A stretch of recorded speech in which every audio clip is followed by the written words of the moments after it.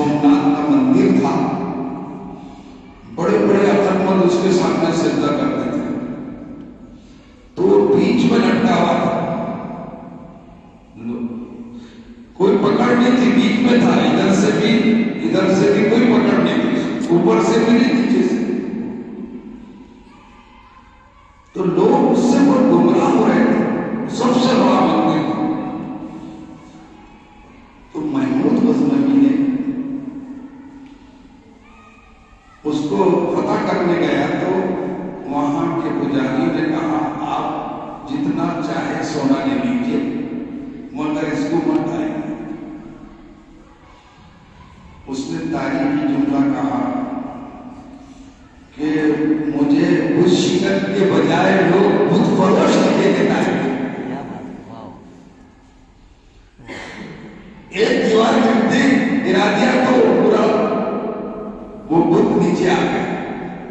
क्या हो जाता है, चारों तरफ से मकनातीस लगा और बीच में लोहाई लगा हो, तो बराबर मकनातीस था, तो चारों मकनातीस उसको खींच रहे थे, एक तरफ से गिरते वो इधर आके खींच रहे।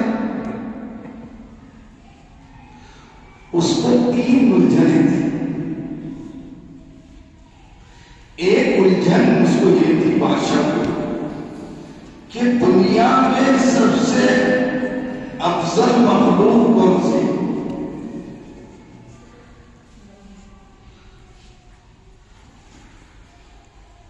और दूसरी उसको जाती उलझन थी, उसका बाप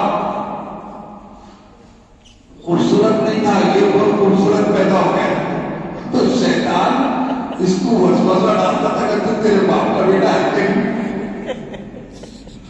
बादशाह इसको बोल भी नहीं सकता। अब ये बात बादशाह किसी को बोल भी नहीं सकता, मगर उलझन, परेशानी।